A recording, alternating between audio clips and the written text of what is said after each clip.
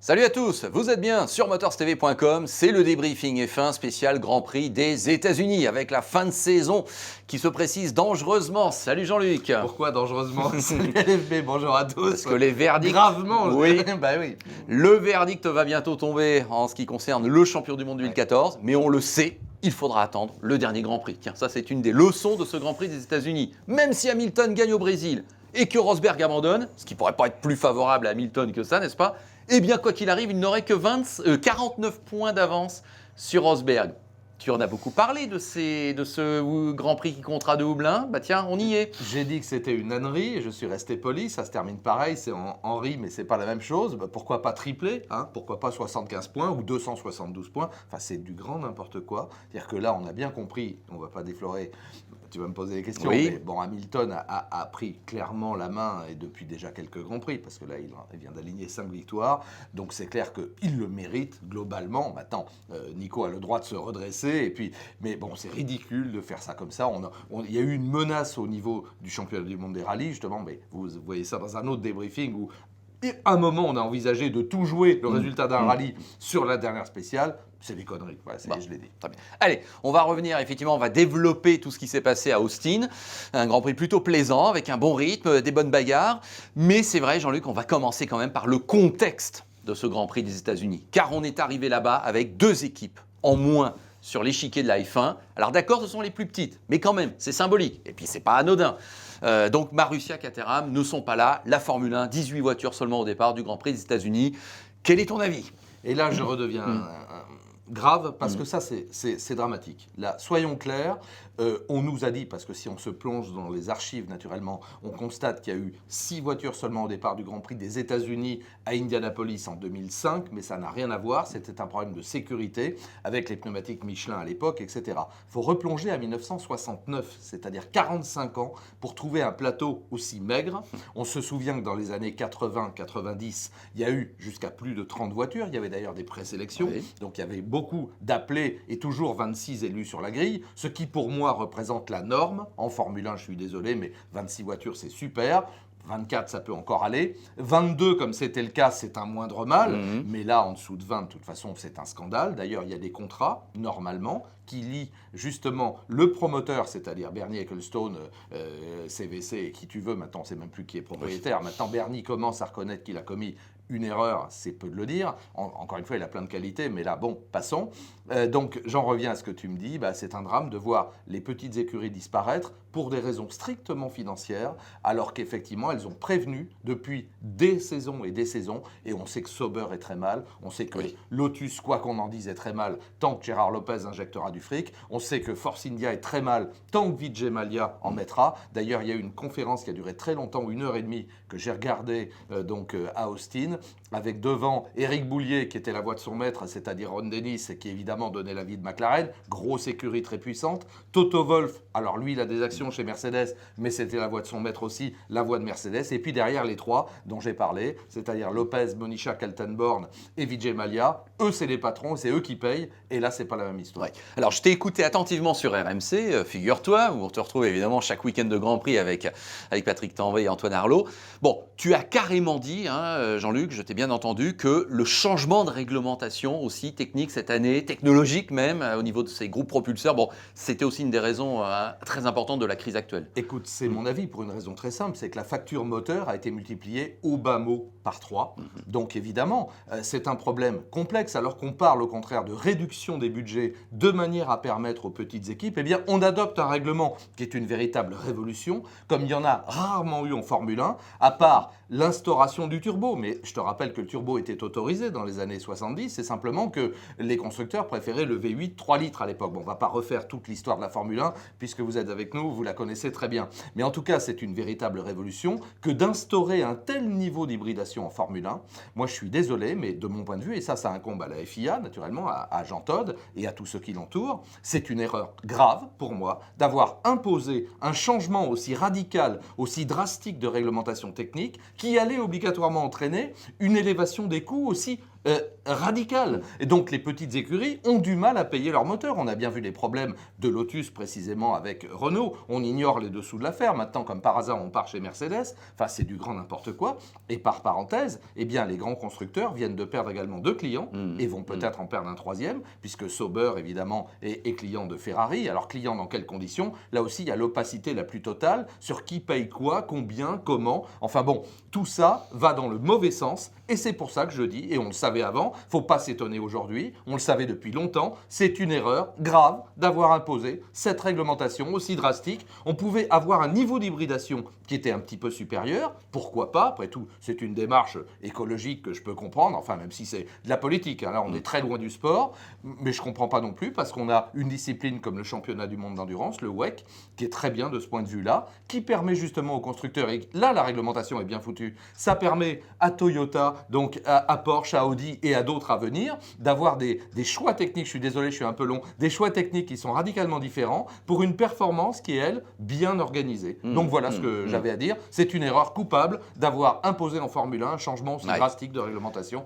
technique. Sauf que donc, on y est, Oui, en plein dedans. Ah bah oui, faut Alors, pas jouer les étonnés maintenant. Hein. Mais comment tu vois un petit peu l'avenir à court et moyen terme? Ben, je le vois très mal. Là, soyons clairs, la Formule 1 est en danger, et je pèse mes mots.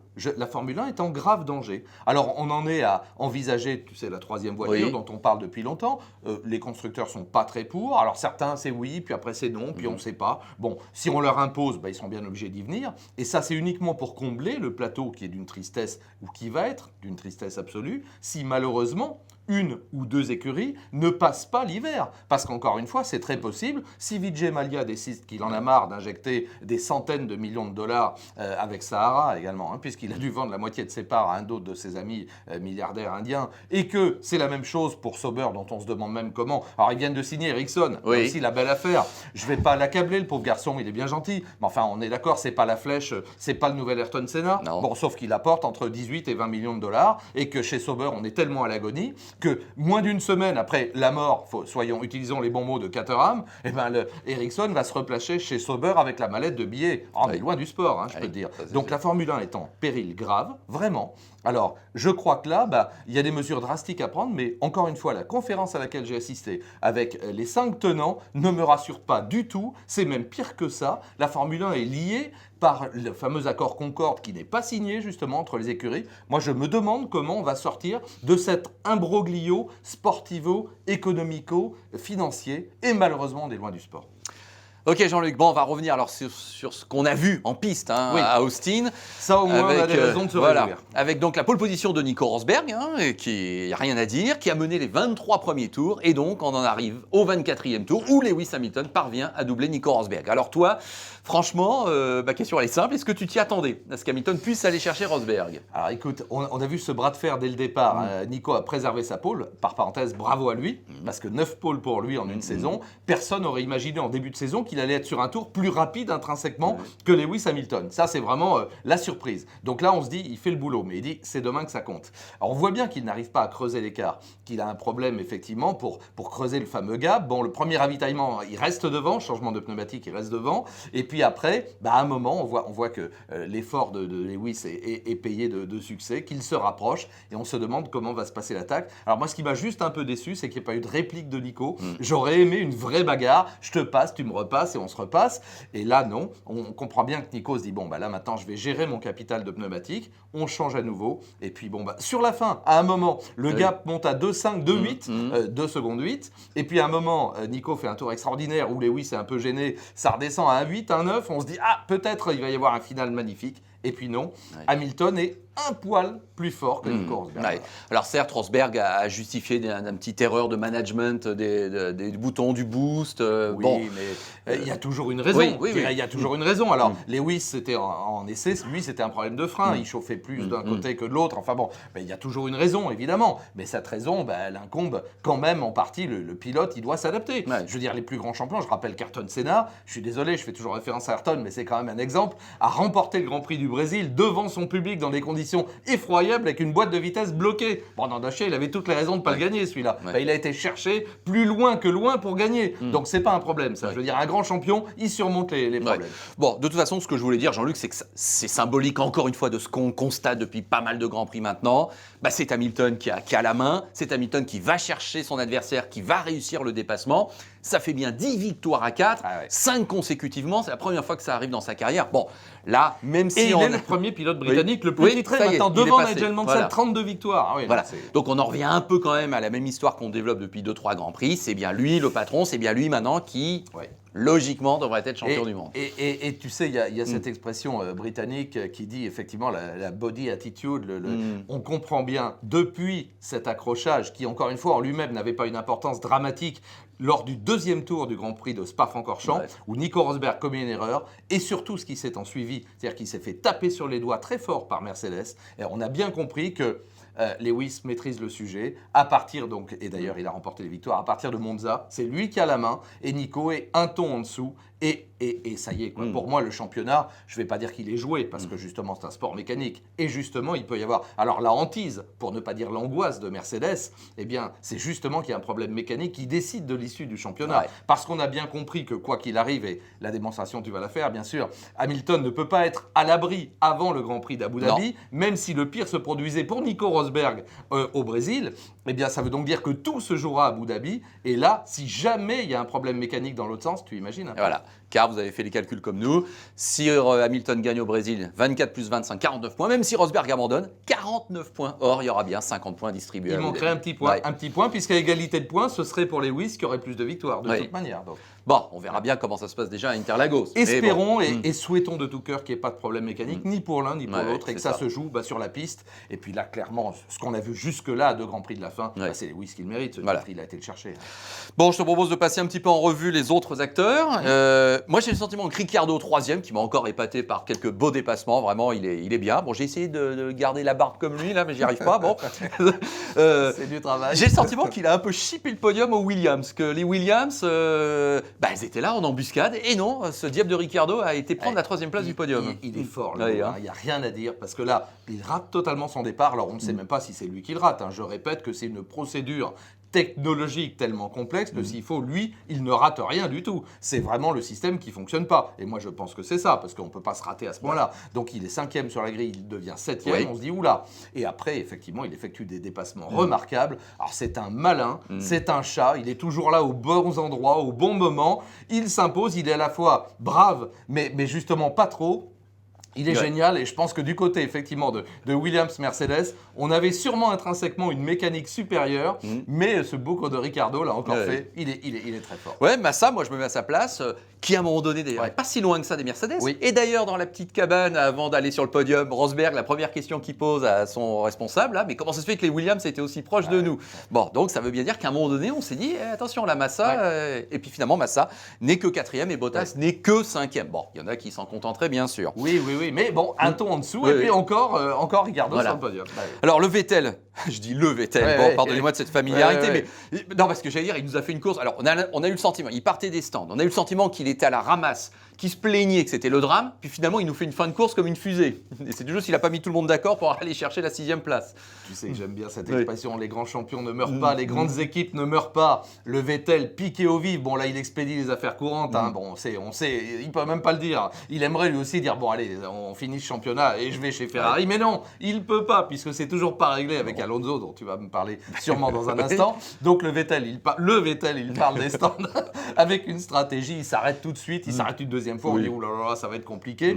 Première Après, il se moitié plaint de à la course, radio tout le temps. Ouais, Oui. première moitié de course, ça ne va pas du tout. Et puis la deuxième, bah ça y est, en fait, finalement, encore une fois, le grand champion qu'il est, le quadruple champion du monde, 2 rangs, eh bien se dit, allez, non, on va la mener celle-là. Et là, on a des bravoures, des morceaux Oui. de bravoure exceptionnels. Là, c'est un vrai bonheur, quoi. Voir des types à ce niveau-là s'arsouiller comme ça, pour moi, voilà, c'est ça le sport automobile et c'est ça la Formule 1. Eh ben alors tiens, je saisis la balle au bon. Est-ce que tu ne considérerais pas que le dépassement spectaculaire de Jean-Éric Vergne sur Romain Grosjean est peut-être le dépassement de la course aussi? Mais bien sûr que si. Moi, j'ai pas compris la sanction qui a frappé. Bien sûr que c'est un dépassement viril, mais correct, c'est l'expression du rugby. Alors bien sûr qu'il n'a pas intentionnellement été tamponné le flanc de la monoplace, ces deux pilotes au même endroit, ils s'engagent bravement parce que la course automobile c'est ça, c'est d'essayer de dépasser le type qui est devant, et puis après on le sanctionne. Honnêtement je ne comprends pas, là, alors qu'on avait dit du côté de la FIA, c'est ça, tiens, enfin j'allais dire une bêtise, Oula. ça me rappelle d'autres choses au plan politique, c'est-à-dire on change d'avis sans arrêt, c'est-à-dire que là c'est n'importe quoi, c'est la politique du n'importe quoi. On a dit à un moment, puisque alors, permis à point on n'en parle plus là non plus. Si, on en parle pour Pérez. Non, Il a perdu 2 points non, sur mais son... c'est n'importe quoi. Enfin, tout ça, c'est ridicule. Si on veut recréer l'ennui, pour ne pas dire plus, qu'il y a sur les routes, sur la Formule 1, mais continuez. Plus personne va s'y intéresser. C'est n'importe quoi. Voilà. Là, quand il y a une manœuvre qui est intentionnelle, qu'on veut vraiment sortir l'autre, ou qui est complètement à la Pérez, voilà, n'importe oui, quoi. j'allais t'en parler. Bon, alors là, ok, qu'on sanctionne le pilote, mais c'est pas du tout le cas de Jev. C'est une bataille. Alors, c'est entre deux Français. Tant mieux d'ailleurs que deux Français mènent un très beau spectacle comme celui-là. Mais moi, je dis, c'est scandaleux de sanctionner Jean-Éric Vergne, qui mène une deuxième partie de saison extraordinaire, j'oserais dire, comme il aurait dû mener la première. Oui, voilà. Bon, il sauve 1 point en se classant 10e, mais il repasse Mérité. derrière Maldonado, lequel s'est quand même mis en évidence, on va lui accorder cela. Les Lotus, finalement, on les a plus vus qu'on pensait. C'est vrai que même les pilotes ne s'attendaient pas à ça. Alors, Romain lui-même ne comprenait pas pourquoi en qualif, apparemment, la voiture de Maldonado marchait mieux que la sienne. C'est ça qui est incroyable en Formule 1 aujourd'hui. Non, mais quand tu as un pilote du calibre de Romain Grosjean qui te dit « Moi, je sais pas ce qui se passe et je sais pas pourquoi la sienne marche. » Et puis, à un autre Grand Prix, c'est la mienne qui fonctionne et pas la sienne. Non, mais attends, il n'y a pas un souci là. Il y a un vrai problème de gestion. C'est-à-dire que c'est trop compliqué. Je vais une nouvelle fois le dire, ce sont des boîtes à gremlins. Il y a tellement d'éléments là-dedans, de délivrance, de puissance, de charge, de décharge électrique, que ça devient un pataquès pas possible. Le pilote n'y comprend plus rien, même s'il suit les procédures. Alors, je peux te dire, les ingénieurs, n'en parlons pas. Qu'est-ce que je voulais te dire sur le classement? Oui, alors Pérez, tiens, juste d'un mot. Bon, bah oui, là, je me mets à la place de Sutil, à vrai dire. Et là, de Sauber. Il a pourri la course. Ouais. Alors, je ne sais pas si Sutil, compte tenu du niveau de performance et de ce qu'on a vu à la fin, non, il n'aurait pas été dans les points. Soyons clairs, je ne crois pas que la Sauber avait le potentiel, ni Sutil d'ailleurs, d'être dans les points. Mais enfin, une course comme ça, éliminée dans le premier tour, là, c'est de l'agression. Là, pour le coup, là, c'est une grosse erreur. Pérez, bing, sanction. Alors Alonso 6e, qu'on a vu, même si Ricciardo l'a doublé, que Vettel l'a menacé en fin de saison, il a été solide comme à son habitude. On ne sait toujours pas de quoi son avenir sera fait. Raikkonen, alors incroyable, 13e à l'arrivée de ce Grand Prix pour Ferrari. Ça fait mal au cœur. Bah oui, ça fait mal au cœur, une nouvelle fois. C'est un type pour tout ce qu'il a fait, qu'on aime bien. On ne le retrouve pas, vraiment. Lui qui a été chez Lotus il n'y a pas très longtemps, encore performant. Là, je ne sais pas si c'est ce type de compétition qui ne l'intéresse plus, allons-y carrément. Hein. Non, mais ça peut être ça, parce qu'il y a beaucoup de pilotes qui disent ça, on s'amuse moins qu'avant. On a tellement de trucs à faire à bord de la monoplace que de piloter, au lieu de piloter. Donc, est-ce que c'est ça? Probablement, il y a une bonne part de ça, parce que lui, c'est un garçon qui a de l'allant, qui aime bien l'attaque, qui aime bien... Là, il ne peut pas attaquer, c'est interdit. Quand tu gères à la fois la consommation et les pneumatiques, eh ben, c'est des courses où, justement, tu dois te préserver la majorité du temps, et puis cette Ferrari ne lui convient pas. Ouais, voilà, ça fait mal au cœur. On a l'impression que oui, il est constamment dans un faux rythme qu'il ne trouve pas, globalement, de toute façon. À la différence d'un Alonso qui est capable de faire le boulot quand même si c'est loin. Ouais. Alonso, alors, tu as des infos, en fait? C'est tout le talent. Non, pour le moment, il se préserve. Il dit toujours, vous verrez bien. Alors, Lopez a lancé une rumeur, là aussi. C'est mon copain, je le connais bien, on a des trucs ensemble. Ok, enfin, est-ce que tu vois, honnêtement, Alonso chez Lotus?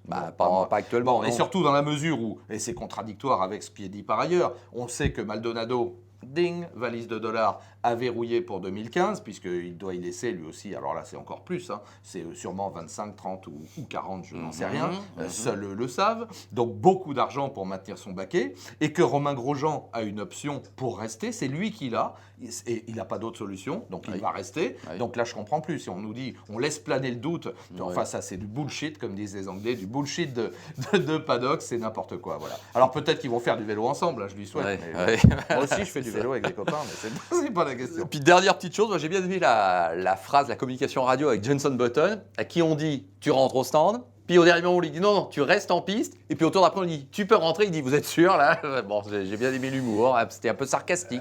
Écoute, McLaren est loin du compte, hein, là, c'est clair, les deux d'ailleurs, hein, parce qu'on se qualifie tant bien que mal, on fait un peu illusion, et puis finalement en course la dure réalité est là, les pilotes se Magnussen, battent, 8, qu'on a vu. Pour rester dans les points ou ne pas y rester, puisque le pauvre Button, qui là a fait preuve de combativité, a un problème de surchauffe, je crois, des pneus arrière, sans savoir pourquoi, là non plus, on ne sait pas ce qui se passe. Est-ce que c'est la manière dont c'est c'est pareil, on charge. Parce que je répète que la majorité des problèmes de frein qu'ont les pilotes aujourd'hui, ce ne sont pas des problèmes de frein, c'est des problèmes de charge, des problèmes de charge électrique. Donc ça échappe totalement, puisqu'on ne freine plus comme avant, je dirais, à l'attaque, tu vois, de la même manière. Il y a une autre façon de se comporter, et donc cette surchauffe des pneumatiques arrière peut être due à des phénomènes purement de gestion électronique ou autres, qui n'ont rien à voir avec le pilotage de Jenson Button, dont on sait au contraire que c'est un pilote fin, que c'est un pilote à la Jim Clark, pour reprendre des beaux exemples, ou à la Jackie Stewart, qui sait gérer sa mécanique. Donc là, on ne comprend plus. Une nouvelle fois, au secours, la Formule 1 est en train de devenir folle. Bon, bah écoute, c'est sur ces paroles graves mais réalistes qu'on va se quitter pour aujourd'hui, pour ce débriefing F1. La F1 que vous pouvez suivre donc sur notre site internet motorstv.com grâce à nos amis et partenaires de F1-direct.com avec le live text normalement à chaque épreuve. Et puis bah, vous avez donc dès la semaine prochaine le Grand Prix du Brésil. Le grand bonheur, c'est qu'on a le Brésil, un beau circuit, une belle ambiance. Et on va voir. Écoute, on va voir si Hamilton continue à étendre sa domination ou si Nico se rappelle. Et puis encore une fois, les autres sont pas très loin. Moi, j'y crois toujours à une victoire de Bottas ou pourquoi pas de Massa. Ah oui, ça serait bien. Massa chez lui, génial. Ce serait génial. Allez, 6 ans après, je vote pour Massa chez lui. 6 ans après, malheureusement, avoir été dépouillé de... Enfin, dépouillé, non. Avoir été champion du monde 20 secondes. Voilà, c'est ça.